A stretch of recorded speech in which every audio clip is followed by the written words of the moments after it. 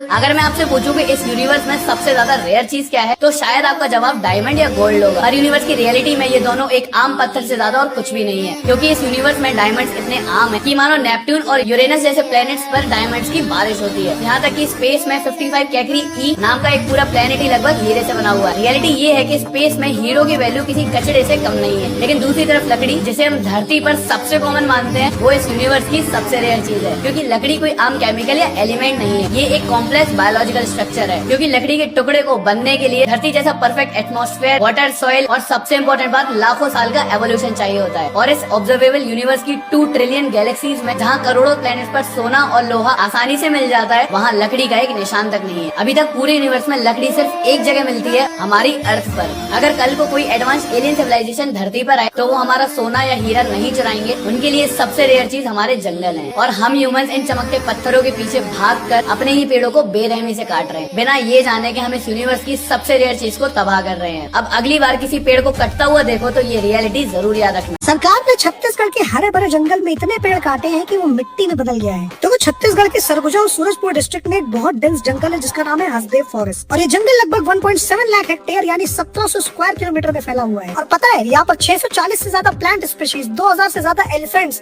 हजारों एनिमल्स और उसके अलावा 50 से ज्यादा विलेजेस की ट्राइब्स रहती है, जिनकी टोटल पॉपुलेशन लगभग 20,000 है। लेकिन इसी जंगल के नीचे एक बहुत बड़ा कोल रिजर्व है जिस पर सरकार की नजर पड़ गई। अब सरकार ने यहाँ करीब 23 कोल ब्लॉक्स को आइडेंटिफाई किया है। अब अगर आप इस मैप को ध्यान से देखें तो यहाँ पर रेड कलर में मार्क जो ये कलर ब्लॉक्स दिख रहे हैं, ये है कोल ब्लॉक्स, और ये जो ब्लू कलर में मार्क बाउंड्री दिख रही है, ये पूरे हसदेव फॉरेस्ट का कोल ब्लॉक का एक्सटेंट है, यानी इतनी दूर तक यहाँ पर कोल मिल सकता है। फिर क्या हुआ, कोल ब्लॉक में माइनिंग करने के लिए पेड़ काटने शुरू कर दिए गए और माइनिंग शुरू हो गई। गवर्नमेंट ऑलरेडी पार्लियामेंट में बता चुकी है कि अब तक 94,000 पेड़ काटे जा चुके हैं और लगभग 2,73,000 पेड़ और काटे जाएंगे। और अभी तो ये नॉर्मल कोल ब्लॉक्स की बात थी, अभी यहाँ सबसे बड़ा कोल ब्लॉक जो है परसा ईस्ट और कांटा बासिन, यहाँ पर अभी माइनिंग बची हुई थी। अब एक राजस्थान की पीएसयू को इस माइन का चार्ज दिया गया है, क्योंकि छाबड़ा और सूरतगढ़ में इनका कोल प्लांट है और उसके लिए इन्हें कोयला चाहिए होता है। लेकिन इस अकेले न्यू माइन के लिए लगभग 4.5 लाख पेड़ और काटे जाएंगे। यही रीजन है कि अब कुछ ऐसा हरा भरा दिखने वाला जंगल इस तरह से मिट्टी में बदल चुका है। और मैं ऊपर एक वीडियो लगा रहा हूँ, आप जरा साल दर साल पिछले 10 साल में देखिए किस तरह से पेड़ काटकर हसदेव जंगल को डिस्ट्रॉय किया गया है। तो देखो, सरकार कभी नहीं चाहेगी कि ये वीडियो तुम तक पहुंचे, लेकिन अगर ये वीडियो तुम तक पहुंच गया है तो इसे सबसे शेयर जरूर करना, क्योंकि वहाँ पर प्रोटेस्ट हो रहा है, लोग अपने अधिकारों के लिए लड़ रहे हैं, अपने जंगलों को बचाने के लिए लड़ रहे हैं। लेकिन हमारी जिम्मेदारी कि हम उन लोगों की आवाज को सरकार तक पहुँचाए। अगर वीडियो पसंद आई हो तो लाइक कर देना।